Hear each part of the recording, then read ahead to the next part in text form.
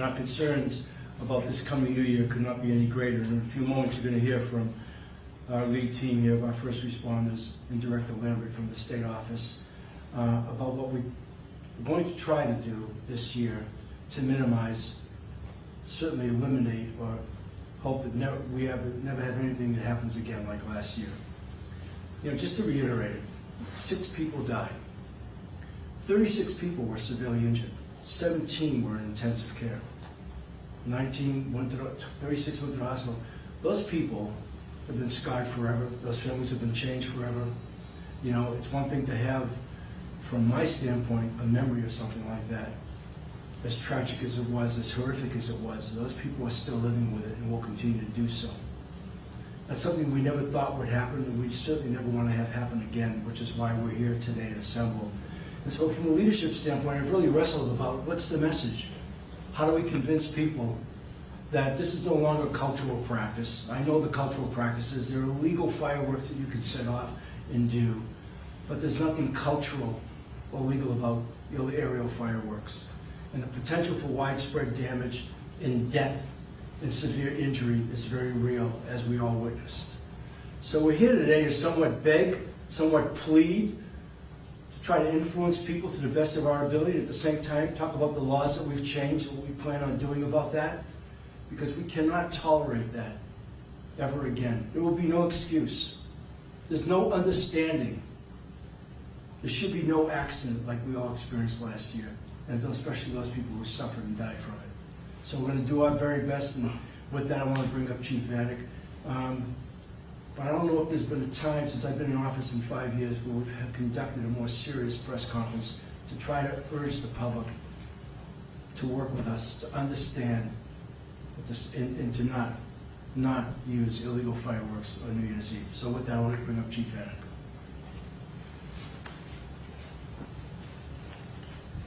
Thank you. Thank you, Mayor. Well, good afternoon, everyone.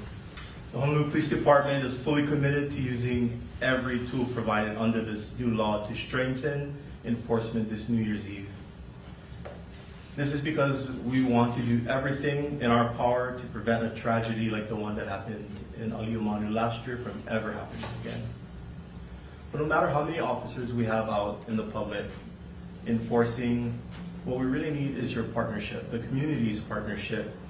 We cannot achieve safety without the support and involvement of the community, and here's 2 ways that we can help achieve that. So the first is, if you have illegal fireworks, it's not too late to turn it in. Do the right thing, don't set it off. Make the right choice, make the safe choice. If you set it off, you could actually hurt yourself, you could kill yourself, you could kill others, and that would be a tragedy. Don't attempt to dispose them yourself. Don't try to douse them in water. Keep them in the original packaging. Leave it as it is. Call 911. I know you think you may be bothering us, but you're not. An officer will come out, will assess the situation. If we need, we'll call additional units, specialized units if needed, and we'll dispose of them for you.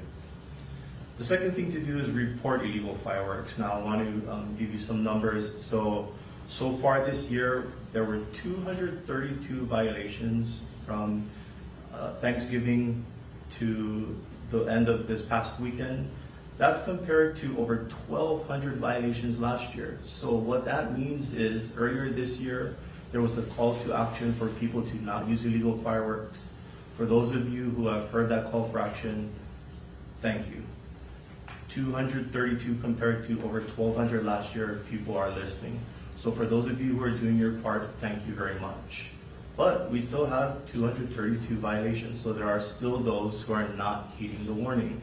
So for those of you, please, again, stop doing it. It's illegal. So what can you do if you do hear or see illegal fireworks? Well, call 911. What you need to do is community information is essential to our success again. If you see or hear illegal fireworks, call 911, meet with an officer. Providing a written statement and any photos or videos helps. Although you can remain anonymous, a witness who is willing to cooperate is the most effective. I know a lot of times it's very hard to snitch on your neighbor, but when you meet with an officer, we can take the information we need, we can get a video, we can say, hey, that's the individual who did it, we can issue a citation. You can see here, if you commit an illegal act, which it is, then aerial fireworks are illegal. Now, under the new laws, we can issue a citation, like if you run a red light or if you're speeding. Before you need to go to court, now we can issue a $300 citation. If you use illegal fireworks and you cause any type of injury to someone, if it's serious or substantial bodily injury, or if it causes their death, you will go to jail for a very long time. So again, do not use illegal fireworks. They are illegal. They can hurt or kill someone. We will be out there in force. We will be enforcing. So do your part. We're asking for your assistance. Next, I'd like to turn it over to Director Lambert from the state.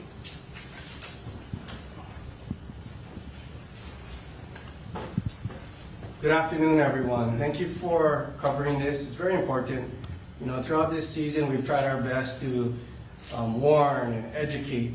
And as we near New Year's Eve, now it's just going to be pure enforcement, right? So the biggest thing that we want people to know and understand is that we get it. We haven't forgot about DUI. We haven't forgot about gun violence. The issue here, guys, is that when it comes to DUIs and gun violence, nobody's fighting us on that. Nobody's saying you should be allowed to drive drunk. Nobody's saying that you should be allowed to have an illegal gun and harm someone.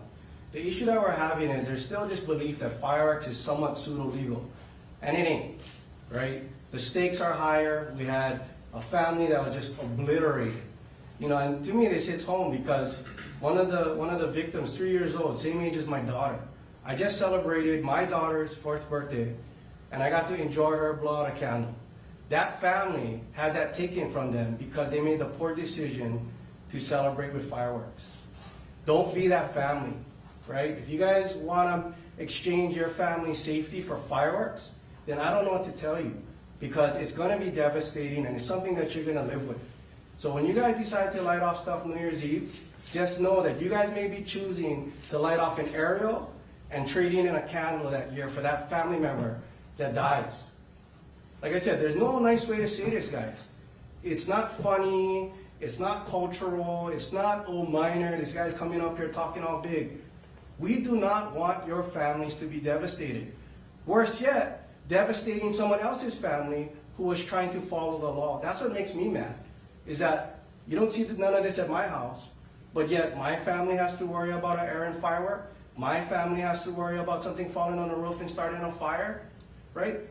Where is the justice and where is the community in that? So I'm grateful to the community that have changed their ways because there has been less fireworks that I've heard. I've heard this last weekend, I heard about 3. And I can tell you right now, what that sounds to me is someone that is selfish, someone that only cares about themselves, and someone that doesn't care about the community. So you guys may hear pop. What I hear is someone who doesn't care. And for me in law enforcement, if you don't care, then don't cry. Because we're going to try and give out as many tickets as we can New Year's Eve. We've already interdicted over 40 tons of fireworks. We're hoping to indict before the new year to show what we're doing. But I told my investigators accuracy over speed. So we'll be seeing those indictments in the new year. So please, guys, you guys all have the opportunity to not repeat last year. It's not what law enforcement does. It's not what the legislators make or do in laws. It's not what the governor signs or the mayor pleads with. It's what you guys decide to do New Year's Eve. And that's what this is about. So with that, I wish everyone a safe New Year's Eve. If you guys are going to report 911 or go on the law.hawaii.gov, for those of you that know your neighbors historically, always participate. Give it to our website now. I'm going to work with Chief Vanek to strategize how we're going to go across Oahu New Year's Eve. Wow. Next up, we'll have Chief Hong. Hello everyone, good afternoon. Kalani Alfar, Chief of the Honolulu Fire Department. First, I'd like to thank the Mayor and our partnering agencies for their unified commitment to public safety. Our priorities are very simple. Protect lives, property, and our first responders who serve our community. So let's be clear, illegal fireworks are not just festive toys. They are dangerous, unpredictable explosives. Now that's something that, when they're used or stored near our homes or our families, that's an unacceptable risk that we all have to take, the risk is going to be on all of us. We see this heartbreak every single year, from devastating structure fires to catastrophic injuries. That's something, again, is completely preventable. And they're not just statistics, they're life-altering consequences that, leave lasting scars on our families and our community. So it's something that, a cycle that we have to break. Our community, the firefighters and first responders work very hard and diligent every single day to protect you. So we ask our community to, show some respect and celebrate responsibly. There's no a celebration. Just to celebrate is not worth a life of a person, someone's home, or even a catastrophic injury.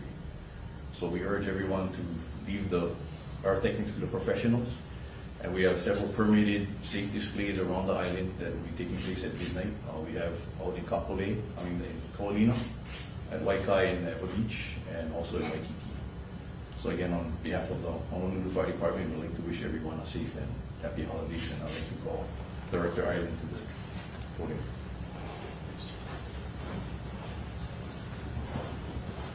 Good afternoon, James Ireland, Director, Honolulu Emergency Services Department. Thank you, Mayor, and everyone here. Last year notwithstanding, New Year's Eve is the busiest night of the year for EMS with respect to call volume. And it's really, unfortunately, a similar theme every year. It's all the regular calls we go to on the day-to-day that our paramedics respond to, the heart attacks, the shortness of breath, seizures, but we see an overload of firework-related injuries, and accidents related to alcohol, usually. Motor vehicle accidents, fights, falls. And so not only do we really want people to refrain from using the illegal fireworks, but we also want to really, once again, because we say this every year, get a ride share, get a designated driver, don't drive impaired, celebrate responsibly, because the fights and the falls and the car crashes, those also contribute to lives devastated and lost on New Year's Eve, really every night, potentially, but especially on New Year's Eve. Last year, in addition to this tragedy in Salt Lake, we had a fatality from fireworks.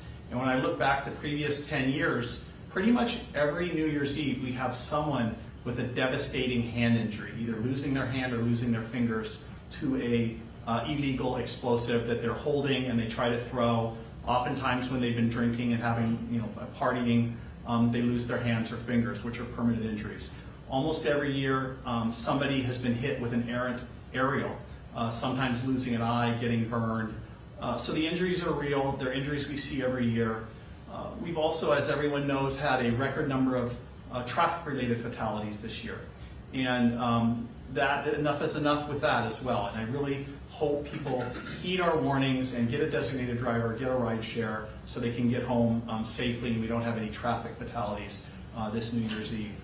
On a bright note, personally, just driving around in my own neighborhood, I do see less aerials going off now compared to previous years. I'm also pleased that we have not had any firework-related injuries that I know of requiring EMS this month.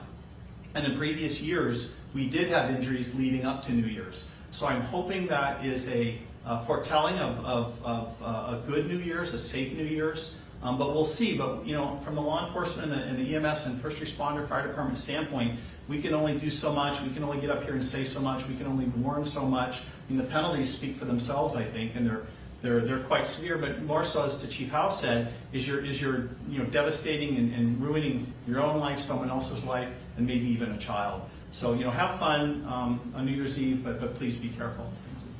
Mayor. Before I open it up for questions and answers, I want to make an introduction. That's Scott Bell, Deputy Prosecuting Attorney, in the room. He'll be available for any questions you might have with the prosecutor's office. So look, let me just say this in summary. You just heard from our leadership team here. We're not naive.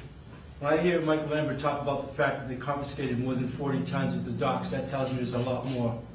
When I think back to last year, before we even thought about Aliamano happening, or even imagined something as horrific as that could happen, I was blown away by the fact that months after Lahaina, we all went on television last year and begged and pleaded with everyone not to set up fireworks. We were in a drought condition. The west side was very dry. And I can promise you from where I live, I can see out to the west side. You know, we all know what the airways look like that night. Nobody even heeded that. I'm encouraged to hear what Chief Fennick said about citations being down compared to a year ago, and certainly what the other men, Mike Lemmer just said about in their neighborhood, and that maybe there's been an awakening of some kind, but we're not naive.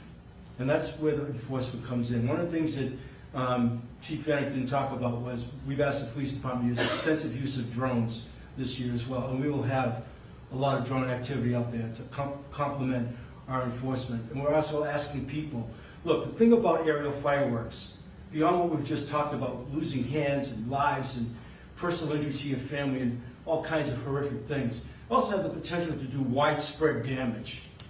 You know, widespread damage. You could be burning down somebody's house, for that matter, destroying their solar panels, creating a wildfire that we're certainly equipped to deal with. We don't want to. I don't want our first responders put in harm's way like that. Those are all very real. And so it comes down to responsibility. And believe me, nobody wants to be up here during the holiday season sounding like they're threatening the public. We said last year, and I've seen it in print before, about enough being enough. We're going to try to enforce, that's why we get the laws changed to the full extent. Because that's the only recourse we have, other than to have people, good people, who all year long are good people, to be smart on New Year's Eve, to restrain themselves from doing something that they know full well is illegal. Don't endanger anybody, don't endanger your families, so they don't do it. I don't know how else to say it. And if you do, and if we catch you, I don't want to hear one word of, oh, I'm sorry, oh, we didn't know. Okay? We will enforce strictly and as aggressively as we possibly can. So with that, I'd like to open it up to any questions and answers that anybody has of these men here. Me for that matter, but these guys know their business. For Director Lambert, how many indictments can we expect to see in the new year?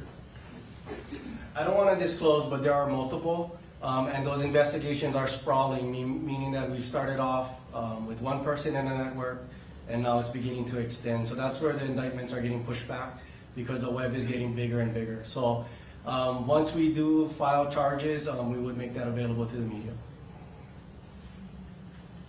I don't know if this is for Scott Bell, but if we could just go over quickly what barriers were kind of in the way prior to this year when it comes to why could an HPD just issue a citation? They saw someone blowing off a firework 2 years ago. Well, we have to keep in mind that we have to apply the law as it existed at the time of the offense. In other words, any legislative changes, whether on the state or city level, that took effect this summer in response to the horrific events of last New Year's Eve aren't applicable to the events of New Year's Eve. So the question is really, what were some of the barriers, at least that existed at the time? From the home prosecutor's standpoint, the definitions of fireworks, aerial fireworks, and display fireworks presented evidentiary burdens or hurdles to overcome. In other words, the definitions enacted by our legislature made it very difficult to prove certain elements of the offense. And Director Lambert and Chief Vannick could speak to that as well. So it's problems of proof as it existed prior to the changes in the laws. We will apply the law as now currently in place, and all of law enforcement is hopeful that these changes will deter illegal conduct, promote law-abiding behavior, and ensure public safety. I have one for Chief Vannick. Can you talk about what the enforcement is going to look like on New Year's Eve, like how many officers you'll have, where they'll be focusing? Sure, we don't want to give away exactly where they're going to be, obviously. Well, what I can tell you is if you're thinking about doing it, just don't, because you could be looking at maybe a plainclothes officer. So we'll have plainclothes officers out there. We'll have also regular officers still responding to calls for service. Like the mayor said, we'll have drones out there. So the bottom line is there'll be a lot of officers out there enforcing, because, like I said, we're taking this serious. We don't want another tragedy like what happened at Aliamanu happening again. And so the question is, well, why are you guys taking it seriously this time? Is I think like Director Lambert said is, well, it's raised in priority because I think we saw from what happened last year that like guns, like drunk drivers, I mean, everybody's seen, I think that fireworks can and does kill people. So even for us, it's raised in priority. Please understand, we still have calls for service that we need to respond to. There are still assaults happening on that night.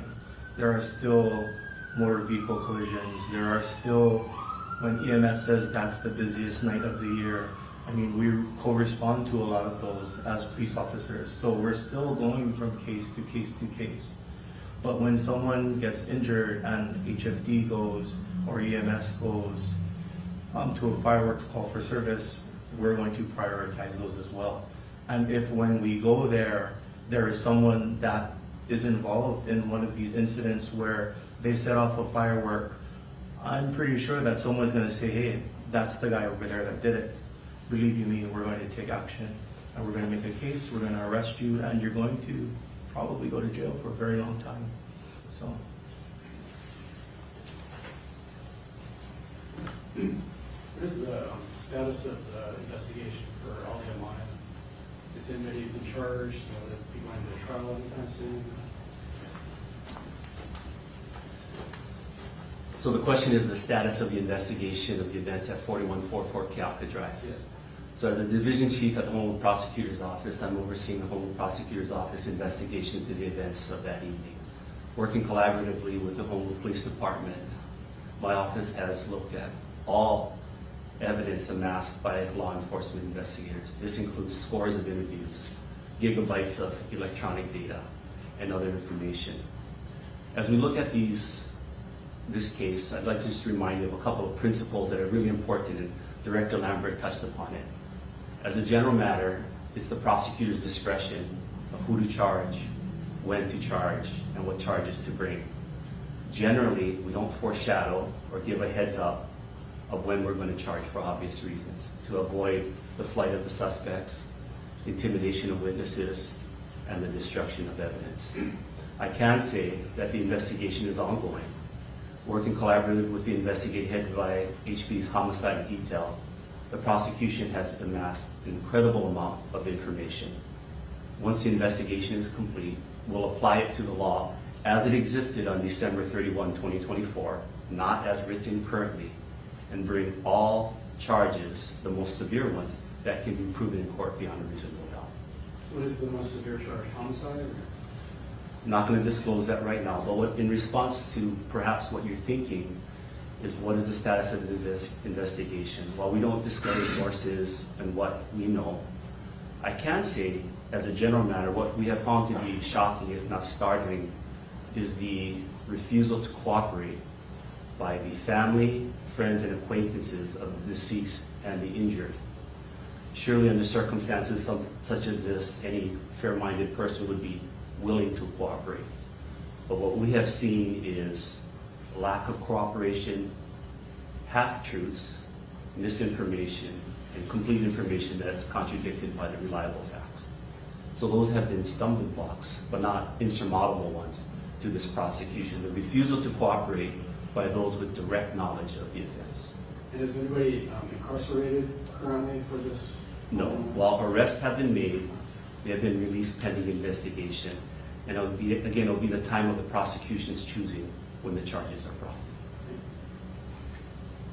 Can you describe maybe the reason why it's taken so long for an investigation to go on? There are some calls for accountability. Sure. And that's an understandable question. I commend the investigators at the Homeland Police Department, specifically the detectives of the homicide detail, who have worked tirelessly for months. The question is, why not now? Why, after a year, have charges not been brought? Again, without disclosing means, methods, and procedures, law enforcement is waiting the completion of certain steps before an informed decision can be made. And it's no one's fault, but rather speaks to our careful, methodical approach so that we're not going off half-cocked, but rather the charges will be proved beyond a reasonable doubt. How much of that has to do with the lack of cooperation from those you The investigation has taken different tacks. In other words, we're not waiting for someone to come forward and claim direct knowledge of the events. Well, that would be helpful. All I'm going to say is that is not the reason why charges have not been brought.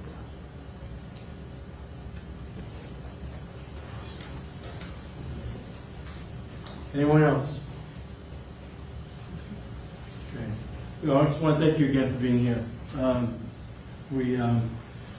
We need our media partners here to really help us get the word out. We're relying on the conduit that you have to the public to help spread the word. And all we can do is just hope and pray here. And I want to wish everybody a very happy New Year. And I'm hoping that we're going to get through this evening, and a couple of nights from now, or any significant event. We changed the laws to be as aggressive as we could. If I could have even changed them more, we would have. So we're begging people to please to listen and do what we're asking of you. Okay? Thank you very much.